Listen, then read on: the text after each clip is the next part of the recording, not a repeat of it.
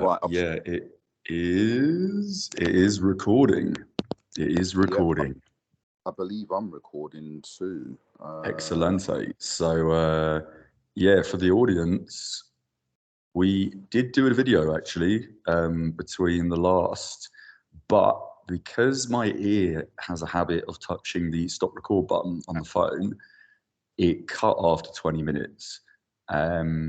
Either it's that or my memory's low on my phone, which it really is low today, like super low. But I already checked the videos and like they're like 20 megabytes, so I'm not thinking it was that. So yeah, there is tales to tell. There is news. There is episode 15, 16, 16? I think 16. Yeah, I think 16. Or 15.5. It's this is like a pseudo episode where I suppose there's not a fixed topic, but more like a kind of an update on current events in the world and lives. Yeah, so I don't know if I should introduce with last night or shall I start from a few nights before? I think you should start from the thing like because I want to know what happened on that epic bender. Right, so yeah, it was really expensive, and it's been 3 days of probably the most expensive night outs I've had since 2014, which is still unbeatable because that's when I went into Madagascar's prime nightclub called Marco's in Antananarivo and bought everybody drinks in the bar. And then the next night, I bought some people champagne, and the bill was approximately combined about £800. So it doesn't come close to that, but it's still pretty substantial for where we are in the world. But yeah, so I went out. So firstly, I was in this like a backpacker bar kind of place, and yeah, we're all in the pool. We're kind of like, don't want to sound a bit arrogant, but like if you want a party, you got to make the party. And yeah, the pool was pretty nippy, even though it's it's a warm country, Costa Rica. But the trick is, I've learned you just got to fucking whip your shorts on and jump in, and then obviously other people are enticed, and like that's how you get kind of stuff going and flowing. So we were doing that, met a couple of people, and yeah, then we met these three stunning ladies. I mean, absolutely stunning, like properly like 8.5 to 10. And they were all Yale students in the US. Two were American and one was English. And the one that I ended up kind of like getting on quite well with was yeah, basically like from the south of America, which is quite a nice, I don't know, like blonde, blue eyes, like but obviously they're quite well educated and affluent because Yale Uni is like 70K a year. And that's up in the north in Connecticut. But yeah, like we're getting on really well. Just as she jumped in the pool, actually, then security came along. We're like, "You guys have been here like way too long, and we're going to call the police unless you leave." So we're like, "Okay, we'll leave." So we all went out in a group and just went on this massive bender. And of course, the bill isn't me drinking because none of the ladies bought any drinks. It was me and a Canadian guy basically picking up the rounds. And there were like 5 of us in total. No, there weren't. There was 6 of us in total. There was an American guy as well who didn't get any drinks either. So literally we're buying like us drinks and 4 other people drinks. And yeah, we just had a really good time, went out on cruise, and then yeah, one of the girls was really moody from the start, from literally, because we were with these people for like 5 hours. She was the English girl, actually, super pretentious, from somewhere in London, just being a complete bee and just cock blocking for, her friends, basically. I was just about to say, was she on a blocking mission? Just 100% blocking mission, just being a total mood. And yeah, eventually it got to like 2 a.m. and that's all she could tolerate after moaning for about 5 hours. And then she kind of like forced the other 2 to take her home. But one of the American girls was actually, I think, quite interested in me. The other one, there was a cute one who I appreciated more as the night went on, actually. And I got into that situation, which did become obvious to her friend. No, her friend was polite and didn't really like say anything. Where, you get greedy and you want both of them, or you can't decide. And you don't want to lose one and be rude, so you stop putting effort into one, but you try to maintain the original. So it kind of got into that situation where because of that I lost both. And that isn't fucking too hell. uncommon. That's always what happens. It's always what happens. Yeah, it's always what happens. And like, so then we got back and woke up at something like 12, I think it was. Checked my bank statement, about 140 euros.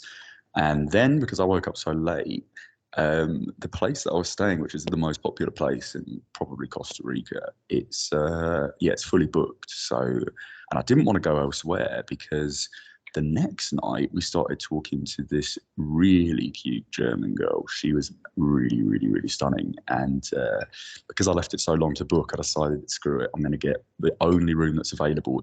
Basically, there's like 3 guest houses and backpacker hostels on the same street within like 10 minutes.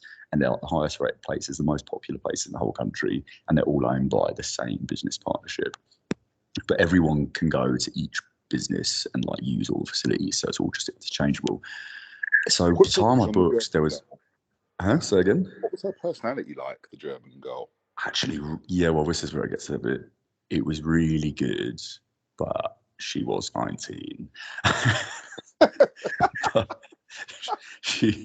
she had in fact the students, the 2 American students, the British student, they were about 22, 23. Oh no, the American girl was 19 as well, I just remember. But she was they were a lot more mature. I mean, like kind of Yale students, quite confident, I guess. That's just America in general. And it's in America, yeah, absolutely. So yeah, by the time I decided to stay, like I had to book the family room. It was the only room left. And then basically what happened was we started like getting back on it at about 5. We had met a British guy, a Spanish guy that had no Spanish accent, sounds completely British, quite an affluent guy. Then we met another British guy who came along who's like doing a little trip towards Mexico, where he's going to be doing an international year. He's at Bristol now. I think he's about 20 and 21. And then, it was me and the Canadian girl, the German girl, and then someone else. I think there was another guy there. There's a British guy who was like 30, no, he's 40. And he's like from Croydon, and he's like Asian English from Taiwan. So, all this is going on. And then we meet a German guy who, of course, has been to Kit Kat and, of course, is into that scene, whose girlfriend is literally here in the city, and they're not staying together. They've come together to the country to do their own things in terms of promiscuity. How bizarre is that? Yeah, but anyway, really weird. And I've got a crazy story about that as well, because that's coming on this night. Yeah. So basically, the British guy and I start drinking at 5, and where was? Exactly. Quite 100%. Late. Actually. We started quite late. Yeah. No, the bar only opened at 5. We were literally there at 5:01. So this is all going on, and we decide to go again. I feel like I've missed an important part of this story. Actually, I'm trying to think. I was going to say something else that was quite pivotal. Aside from the fact that the night before we threw the volleyball into the barbed wire, so there was no volleyball. Was it something to do with the German girl? Was it? So, there is another thing. I hope people don't listen to this podcast that were actually there that night, but I'm going to say anyway. Definitely 100% into kind of, dads and older men. So we all went around the town actually between when I woke up and 5 o'clock before we got back. Had a walk around, got some lunch, all of us, and bought some fruit and all this kind of stuff. And like we started making up this game where every time I put my glasses on, she would say, "Oh, you look like a daddy," and I was like, "Oh, I'll be your daddy." And then this literally continued on for like 2 hours, like everything that we do, and she was like super into it.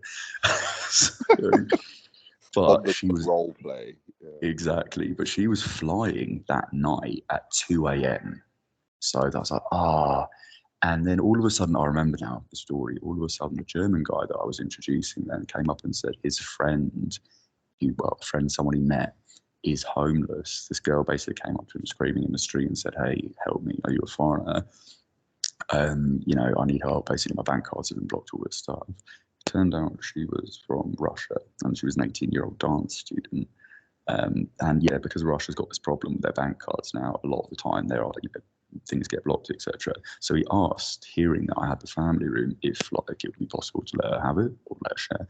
So I said, yeah, I mean, I'm going to go out. My plan was to go to like 7 a.m. anyway, with the group, and absolutely like feel free. And this was about, I think, 6 o'clock at this point. So yeah, I gave just my keys and my stuff to a complete stranger, and yeah, nothing happened in the end. That was all fine in that respect. So we ended up going out to a couple of places around the corner we saw the night before. That was like super fun. We're drinking an absolute ton. Then all of a sudden, a waiter comes up and he's got a load of shots. And he says, the table behind you has bought a load of shots. So we look around and there's this girl waving, Costa Rican girl waving. And the Spanish guy is straight on it. He goes over, we follow, we're all drinking with them. Turns out very affluent Costa Ricans, very affluent. They're like in their 20s, young 20s, and one guy's already really high up in the IBM office in Costa Rica at 22. Then he's gay. His boyfriend, although he didn't look gay at all, but he was gay. Then he had like another gay guy who apparently wasn't his boyfriend, but living in the house with him. And then this girl who bought the drinks, who was a student along with the other gay guy studying law in a really expensive university, because the Spanish guy, who I said didn't have a Spanish accent, because he was very affluent and of Jewish background as well. He had only a British accent, said that the university they go to is literally the most expensive university in Spain, where they have an international office. So we get wasted, we're all drinking, we decide to move on to the clubs, as you do. So they go, we get back quickly because we're right next to where we're staying to have a little toilet break and that. And he's on the toilet and his phone buzzes and he says that she texted him saying, oh, would you like to just come out with me like tonight, like keep going? So he's like, yeah, sure. She says, are you ready? He said, yeah. Why? Because we're outside. We open the door, they literally driven to where we're staying immediately. They're there in a 4x4. By the way, these guys have had about a litre of booze to drink and they're behind the wheel, I should say that. Legends. And yeah, and then they all get in the car, speed off, wheels screeching, the whole lot, to the point where the guy the next day was like, this is ridiculous. They get back to their place, and I'm telling you, like, basically verbatim what he said the next morning, obviously in the swankiest area of the city, and they drink a hell lot of, a load more booze. They pick up another friend on the way, so it's 4 of them. We're all in the apartment having a bit of a kind of like drinky sesh or whatever, and then the guys naturally decide to like call it a night and go back to the room, and she invites him to her room, but she didn't have any Johnnies, and he didn't, and she didn't want to do anything, and they live miles away from his shops or anything. So that kind of cool the night, though he got a little bit of action in other ways. The funny part of the story is she opens up a special like compartment with a custom key, takes out a Cartier jewelry box, which apparently was filled to the brim. And she said, I have to just put my bracelet back in here and lock it away before the morning. And she said it was 14 grand, that one bracelet. So just to emphasize how posh these people were. Yeah. So that goes on. We end up going to a club, and that's where, Melanie has to, that's the name of the German girl, she has to go home because back to the place to get the taxi. So we join her there, say goodbye. It's about just before 3 a.m. Literally, she must have just got to the airport in time. And me, British Asian guy, and who was the other one? Oh yeah, and the German guy who we've re-met because he disappeared off into the middle of like nowhere during the little crawl sesh. We decide to go back out on the piss, go to another club and continue on. At this point, it's about 3:30. After getting to a few bars, having a few drinks, we end up at a metal bar where I'm speaking to a complete psychopathic, possible transsexual, who was like a 50-year-old woman. And yes, James, I was contemplating it seriously.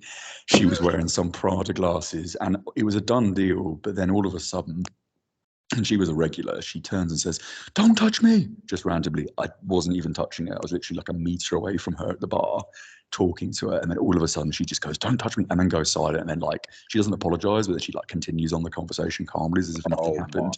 So I just turn around to the Asian guy and just like, yeah, not going to be talking to her again. And she knew she had fucked up at that point, but that was it. Asian guy at this point decides to sorry guys, I've got to clear my throat as I'll tell you the reason why in a few minutes. So Asian guy goes back. Me and the German guy decide, all right, we're quite up for it. This guy is obviously the Kit Kat guy, or he's the guy that's been to Kit Kat. I think, he's quite, let's say, party guy.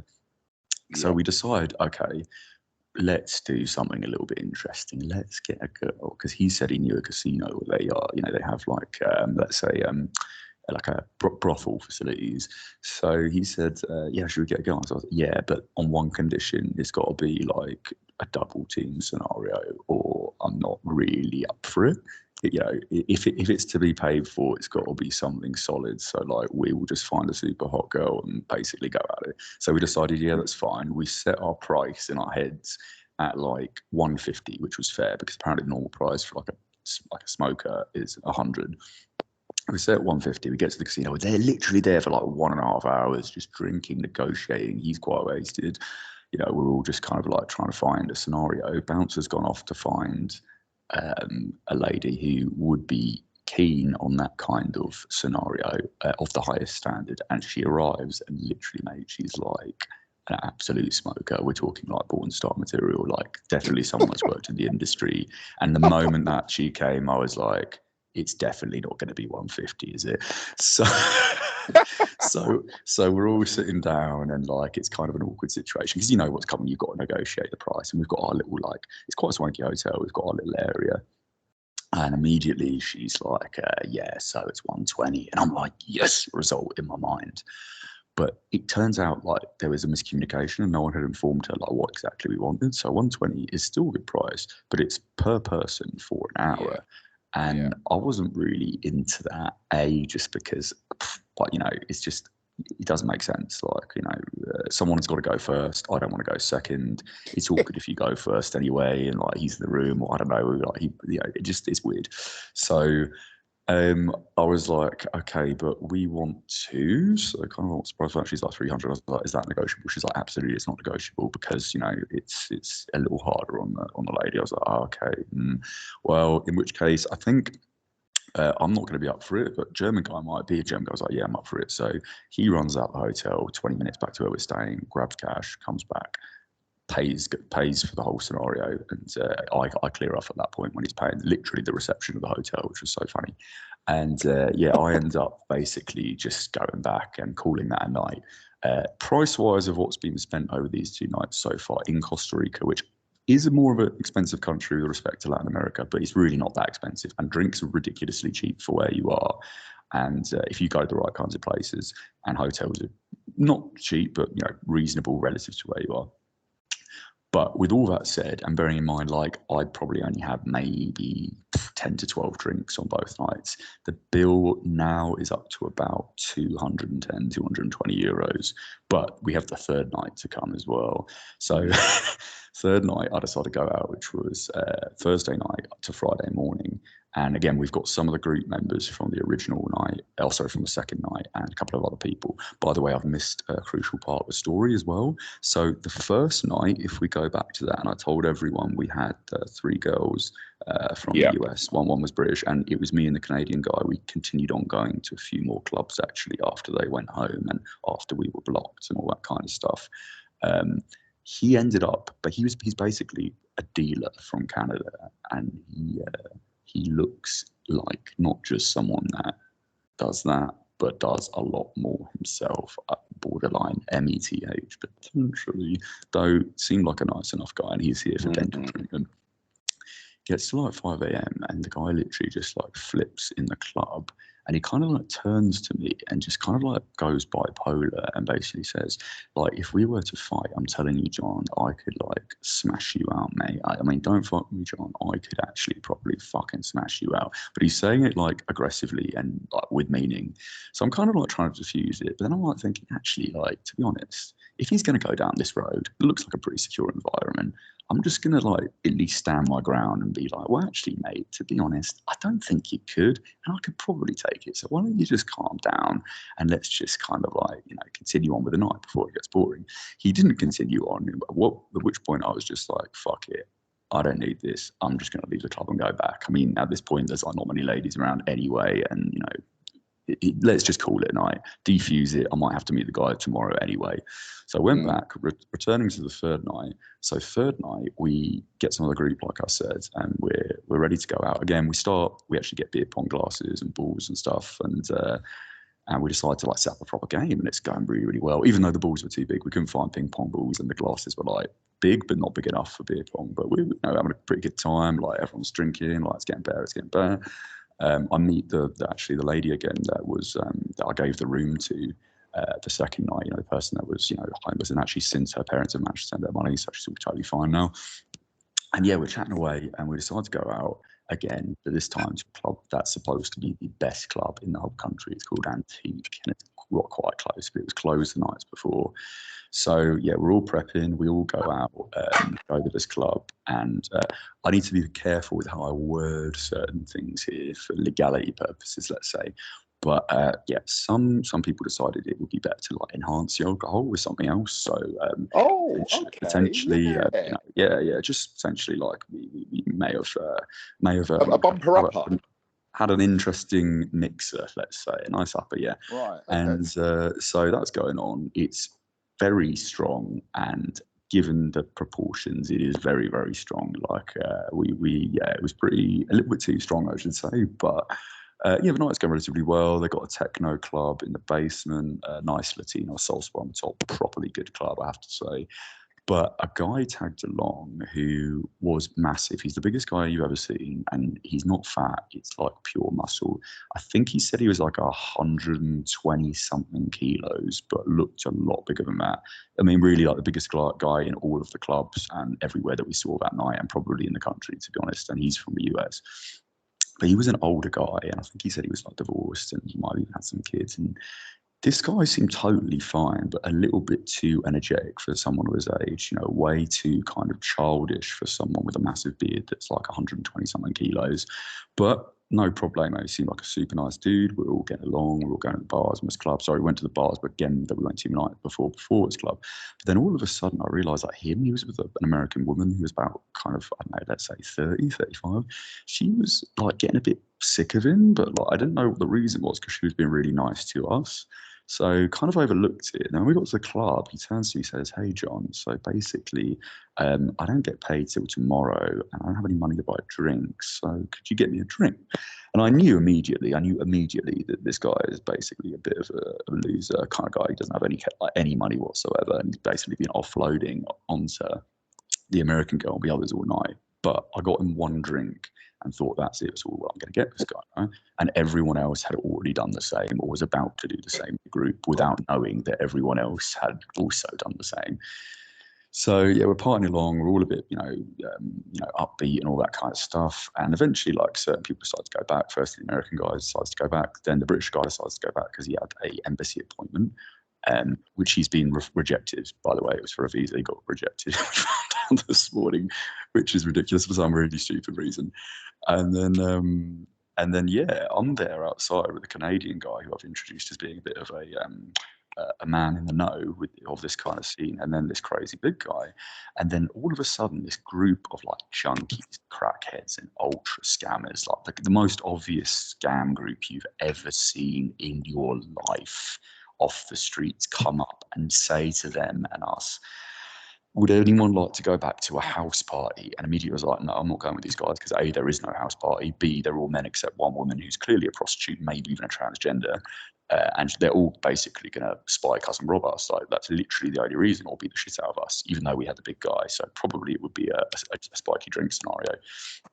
And the other guys were like, "No, don't be crazy, man. You're paranoid. Like, let's go back with them, blah, blah, blah." And I was really trying to save them, but I was more, keen on saving the American guy because I thought the Canadian guy, because I thought the American guy was like way too keen. He seemed like a bit of a loser, I don't know what the word is, but someone that just takes way too many stupid risks. Hence why he's at that age basically taking drinks off 20-year-olds. Do you know what I mean?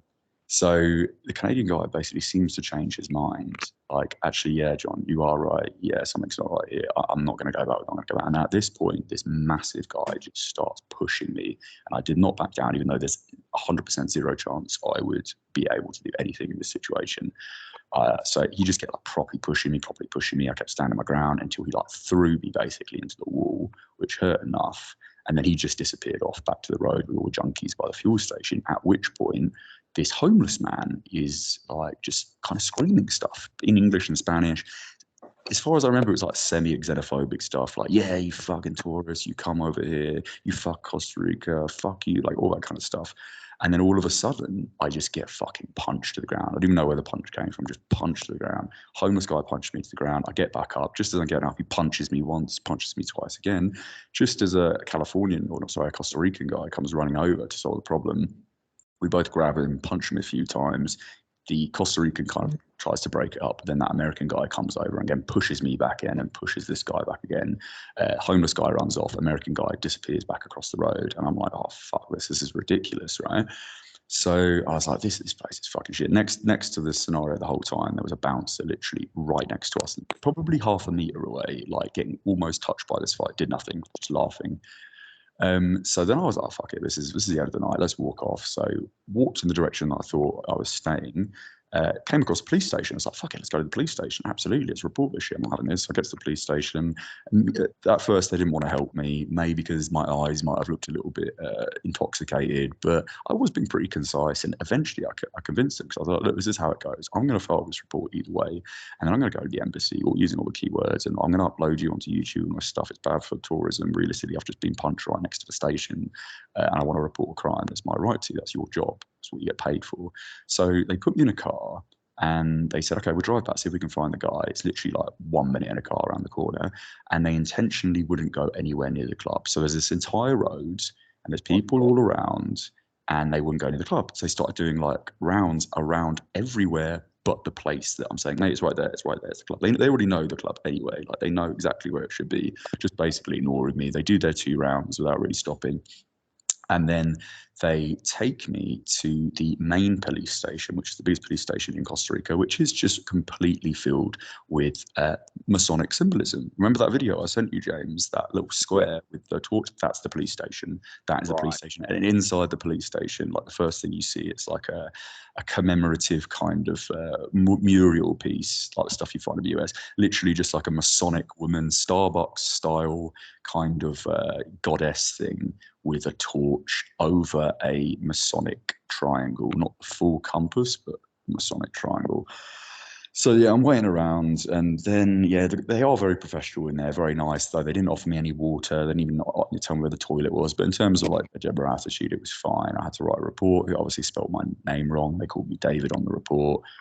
Hopefully that's not going to affect the refund. I've been refunded. Long story cut short. I've been refunded for what? Because I've missed the key point of information out. Apologies. But when I got to the police station, I realized I didn't have my wallet. So what had happened was it was either a coincidence that during that whole process, the wallet slipped, though I doubt it because it was pushed quite tightly into the pants I was wearing, or that was part of the plan. Like they target someone, they knock them out, and then during the kind of, scuffle, someone swipes your wallet. So that was what happened. They'd taken 2 cards and my phone. This is a great part of the story. So the British guy had one of those shoulder bags, like those kind of hipster shoulder bags people wear. And just as the night was going on, I literally turned to him and said, mate, would it be all right, because you're going back, if you take my passport and my wallet? Because he was pretty sound and like I don't think anyone would mess with him. And he had like a secure bag. So he did take that, and I luckily got that back. I'm talking to you on that phone now. But because my cards were stolen and my phone, some cash was stolen, I couldn't get back on foot because I didn't really know where I was in the city. I knew the general direction, but it's still, a relative walk when you're a little pissed, in like 5 a.m. or whatever. So the police officers basically said, okay, so what we do is, if you don't mind, we could take you to a little room. We've got all these pictures of like former criminals, people that have committed crime in that area that fit your general description of the guy. I said he had a beard. He was about 40 to 50, though being a junkie probably could be younger. Had a hat on, that kind of thing.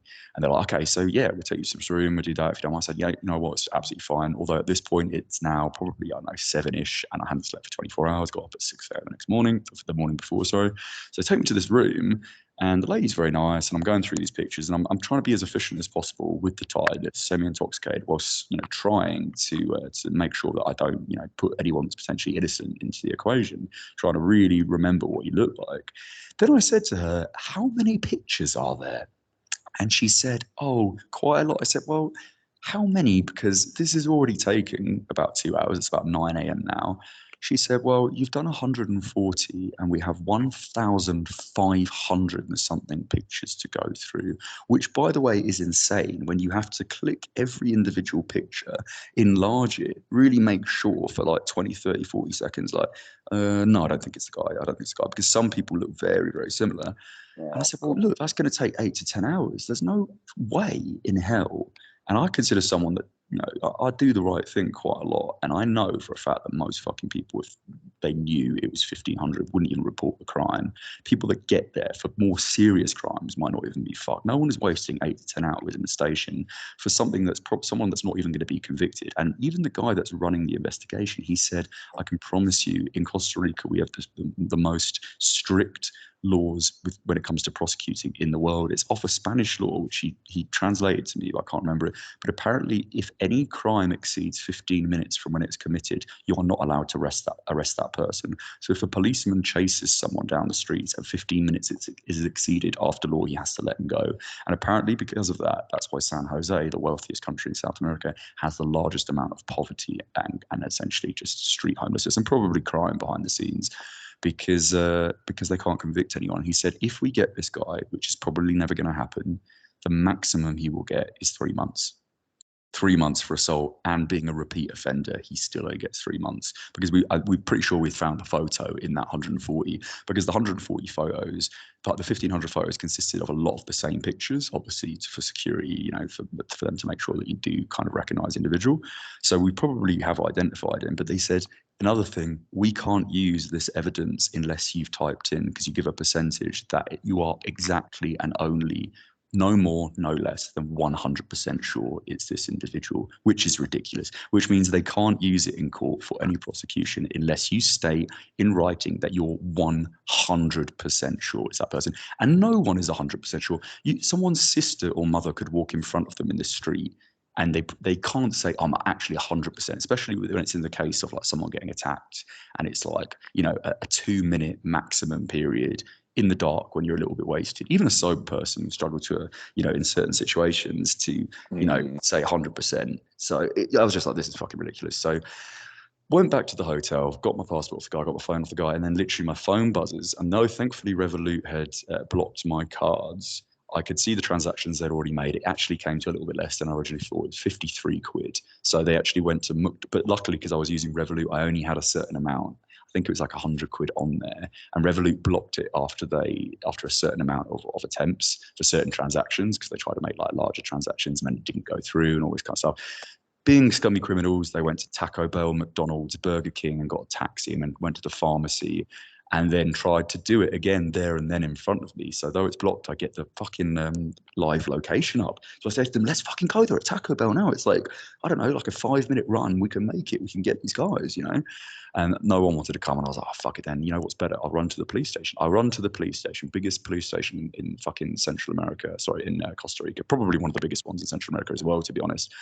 And they're all at lunch and it's closed. A police station and they're eating lunch. Like, what the fuck? You're supposed to do shifts for lunch. It's unbelievable.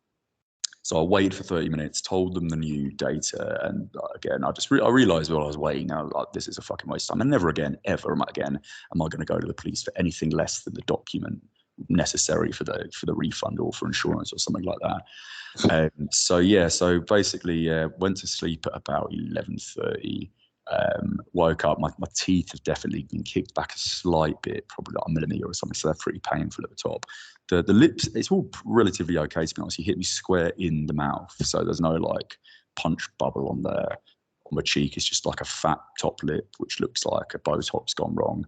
And then like a slice on the bottom that's like semi-infected, but that's pretty much it. And then like all the nights combined came to about $60 was in the wallet, so not too bad. Could be much worse. Could have been like Peru where it was like 200 and something, and the phone definitely worse, or a passport, which is always worse. Like, you know, for 2 instances in Germany back in the day, but so total came to probably about just over maybe 320, 330 with the accommodation, I guess, and extra foods and stuff you buy because you're drunk. Yeah, probably GBP. So probably like just under 400 in Central America for drinking.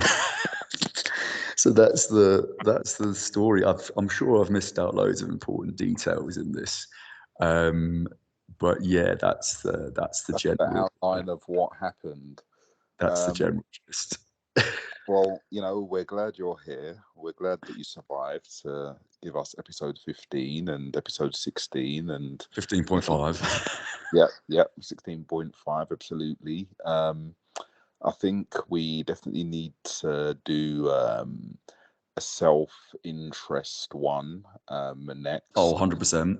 And maybe revisit Jonestown, because we did a really good piece on Jonestown that's lost in the digital abyss, unfortunately. But Oh yeah, of course. Yeah, yeah, sorry, that was the topic audience. It was going to be the Jonestown massacre. So and maybe we'll be able to revisit that again twice, because the plan is I intend to visit Guyana and go to Jonestown, assuming I can find. Oh, that's something I definitely shouldn't say on thing. Something, a certain document to get across the border. We'll say I need to look into that. So yeah, that's I guess that's episode 15.5. I know that James has only got a brief amount of time, so it's going to be a short episode. But yeah, that's where we're at, and we will continue on to episode 16 indeed, at some point. indeed. Yeah, thanks for listening. Thanks for sharing the event. Glad that you're relatively well, considering what could have happened, and hopefully those little shitbags get their karma if they haven't already. Oh, mate, people like that, I've concluded, but we can leave that for the self-interest thing. Should just be knocked off after a certain number of times. There should be an island at the very least to just put these people on. But I have a theory that certain people reach a point where they have no value left in society. And I'm not saying that if you give anyone enough time, they can't be changed. But realistically, you just can't change people, some people, without a fuck ton of resources, which just doesn't make sense when It's there's people that could impractical. take. Yeah. It's completely impractical. So I'll leave it to that, and yeah, see you guys next week. Adios, hasta luego. Au revoir. Tschüss.